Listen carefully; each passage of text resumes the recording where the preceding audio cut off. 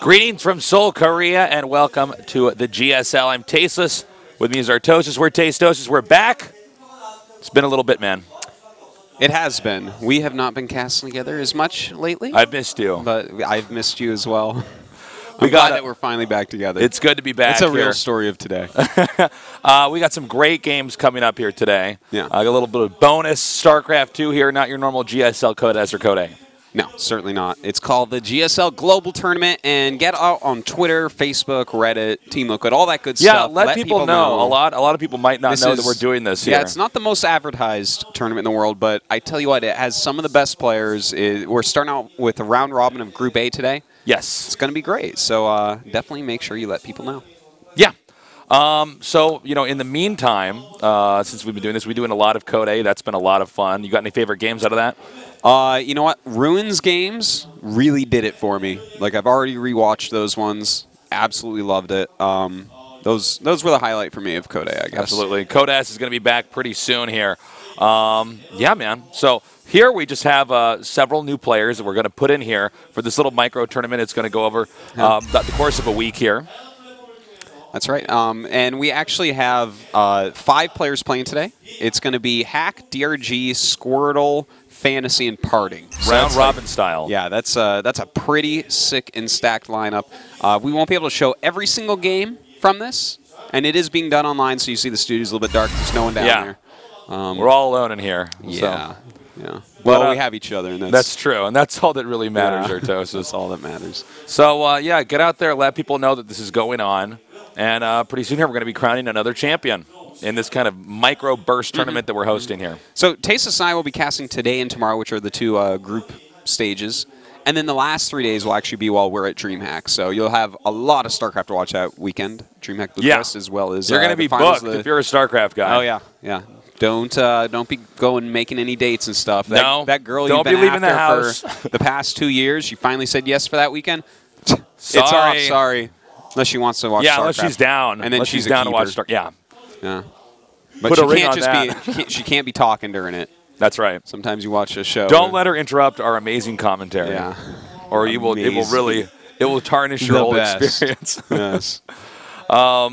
So, yeah, again, we don't have players here in the studio, so there will be a little bit of a different feel. Unless we put them on webcams or something, had them zoom in on themselves after we announce them. That would be pretty funny, because certainly they're all at their team houses, so you're going to see kids walking behind them in sweatpants and just pajamas and whatnot. But this should be pretty fun. Do we know what the prize pool actually is? It's actually like a fluctuating thing. It's a function of the amount of yearly tickets sold so far, something like that. That's what I thought it was. Yeah, I wasn't entirely sure. I'm not sure what it's up to right now, but it's pretty good. It's pretty solid for. So there's some money on the line here. Yeah. And I believe today is best of ones. Yeah. Well, because it's round robin. We will definitely have best of ones going through. So different strategies coming in here. It's not your typical, this is a best of 3. Therefore, I want to have maybe 1 cheese incorporated in there, or for instance, best of 5, best of 7, where I want to try to trick my opponent early on with, a certain strategy, maybe change the tempo of what exactly they think I'm going to be doing, and then do something else in later games. When you're doing a best of 1, really expect anything. Yeah. They can pull the rug out from under you, and that's it, man. Sorry, you lost. That's true. It can get kind of crazy here, and we definitely have some players that are capable of playing crazily. When you look at Hack and Parting, for instance, these are guys that in a best of 1 situation could be very powerful. Yeah. In a best of 3, maybe he's a hack, but in best of 1, man, he's a very strong player, obviously. Yeah, absolutely.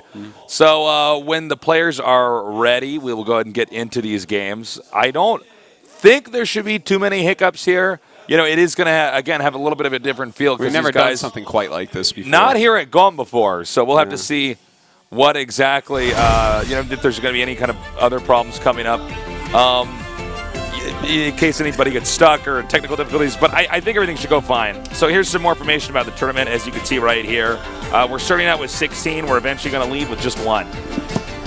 That's right. As you can see, the prize pool started at 10K, and it gets plus 10% of every GSL yearly ticket. And you can see a bunch of players did get invited from the various WCSs. Now, of course, those are all Koreans that got in the top slots of every region. So go figure. Yeah, some of them, actually, I believe a couple of them, I'm pretty sure, had to drop out there. So we had some like playoff matches to get some other people in. But anyways. It's as you can see, the final will be best of tournament. Yeah. So as you can see here today, we're going to be doing Group A. It's going to be Hack, Partying, Squirtle, DRG, and Fantasy. That's right. Really a stacked set of players, as you can see. And Group B, which we'll be doing tomorrow, same time, same place. Maru, Impact, Flash, Action, and RorO. And that's a really sick group as well. Which group do you like better out of these two? First one, actually. The first group? Is it because it's more Protoss heavy? No, actually, it's just because there's no Protoss in the other group. The mixture of partying, we got fantasy. Anybody who followed Starcraft 1 is obviously going to be a fan of the way fantasy plays, and I do enjoy seeing DRG back in this and seeing how well they can perform. DRG is always really fun. It's like we have players just from so many different time periods in Group A. Well, as you can see, these are our matches for today. Looks like we'll be doing 10 of them. Should be really good. Yeah, and our first match is going to start out with Hack against Squirtle. Yeah, and we're going to be doing the odd matches because we have to be able to get through this. So 1, 3, 5, 7, 9. So that's Hack versus Squirtle, then Fantasy versus Squirtle, and DRG versus Parting, Hack versus Parting, and DRG versus Fantasy. And Hack versus Squirtle is going to start out today. I think this is going to be a win here for Squirtle. He's been playing pretty strong, but you know the thing about Hack as well is that he is a very, very tricky player. And it is going to be a best of 3, by the way. We're going to start out with the map Overgrowth and then merry-go-round, and if we go to a third game, it is going to be on Way Station. Yeah. So this is going to be about the length of a regular like Codes day or so. You know, 5 best of 3s. Should be pretty fun. Who do you think is going to win here? What are the results these you're expecting? Yeah. I'm expecting Squirtle. He's been playing really well lately, I would say, overall. Yeah, I mean, Squirtle has always been a pretty solid Protoss. I'll go with him. What do you think? Same thing. I'm going to go with Squirtle here. I do like seeing what Hack's going to try to pull up. The thing about Hack is playstyles like his normally last for a certain period of time and then become obsolete. And I'm interested in seeing how long can Hack play like Hack and still actually, come through on top. He's always been pretty strong against Protoss overall. So we'll see how he does. But he hasn't really been able to show many games lately because he just hasn't been qualified for things. It's nice to see him back, though. And we are about to start this game here, this TVP between Hack and Squirtle. I'm interested to see who's going to get out of this group. I'm not entirely sure. You know, when you get round robin like this, it is a totally different format. This is not your typical GSL, a Code S or Code A, where, you know, there's a winner's group and a loser's group and a story like that. Anyways, introducing our players over here in the bottom left. Hack.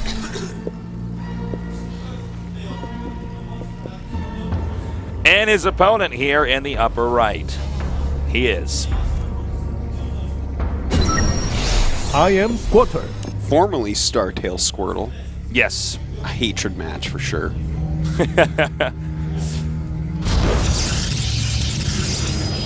All right, Artie. We have this on a one-on-one map here, but nobody's opted a proxy or anything sneaky like that. Nope. Nothing too sneaky yet. We'll see what these guys, how they want to play. You know, we've been casting a lot of StarCraft lately with all that Code A. Yeah. And I want to ask your opinion on this map. What do you think of Overgrowth? Like, you know, because we do have a set of new maps here, so. Are you liking it, not liking it? So far, I like it, actually. Yeah. Whenever I look at the maps, I always look at the outlay of how the expansions are set up. This is one of these maps that...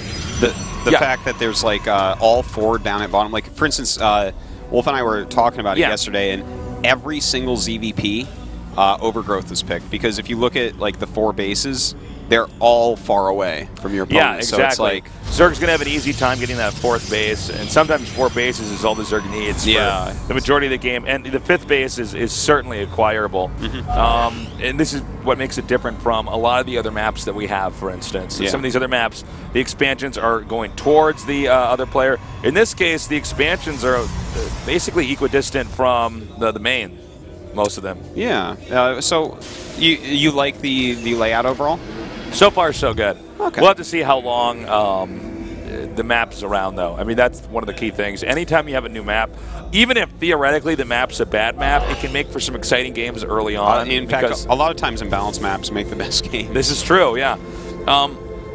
So I'm okay with it for now, but I'm usually pretty open-minded when it comes to any new map. Yeah, you're Just pretty because liberal towards maps. I am, yeah. I sometimes do some hate crimes against maps, to be honest. Some hate crimes against maps.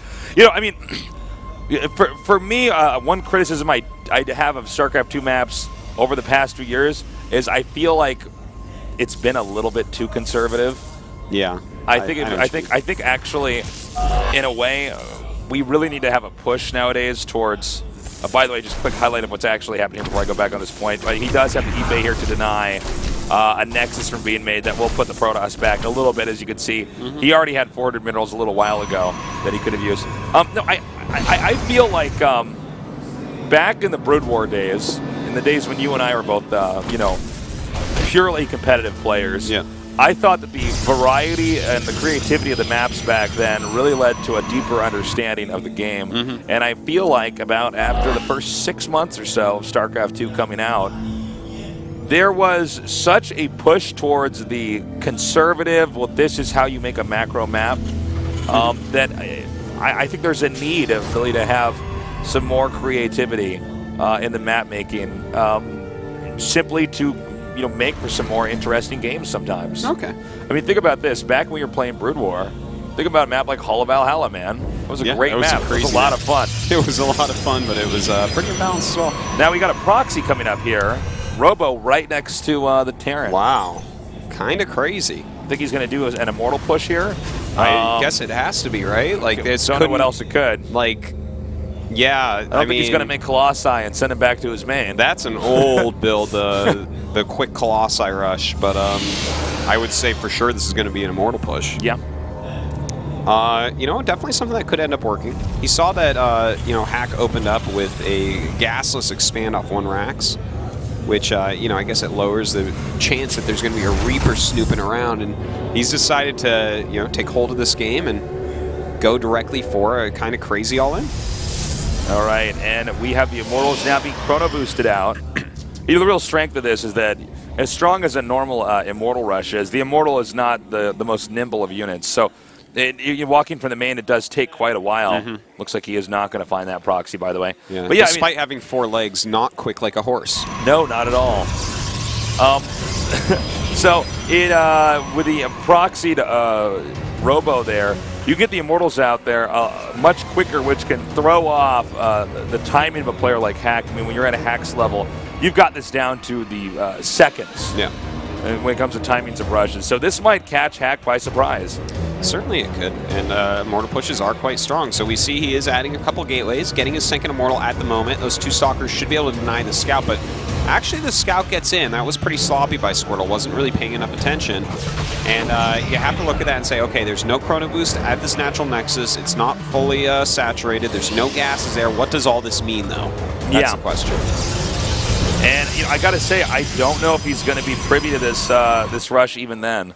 This is just not No, used it's a hard often. one to predict, but he is making some bunkers, so he's starting to wonder what's going on. Even making a bunker in his main base, he did see a couple Stalkers, so could be thinking that this is going to be a blink all-in. The Mothership Core, 2 Stalkers and a Sentry are now coming down. And, with that bunker in the main, I understand what he's thinking because, some of these Stalker blink attacks or even contains have been quite strong. Okay, now he's going to know for sure. He sees the 3 Immortals, especially the angle they were coming up from. Yeah. There's no secrets now. He is making another bunker at this point. He's going to have to get some SCVs up there. These 3 Immortals can kill bunkers very, very quickly. All right, Guardian Shield's about to go up. Or not, excuse me. Now, he will actually kill that first bunker, not as quickly as he probably would have wanted it to be taken out. Well, this is absolutely destroying Hack right now. Dealing a ton of damage, losing like no units so far. He's trying to repair as quickly as he can, but 3 Immortals kill things super fast. He's got a lot of SCVs repairing that. Really, right now, Hack's entire goal is just to stay alive for as long as possible. The longer he stays alive, the weaker this rush is. Oh. And, you know, there is a Widow Mine out here now.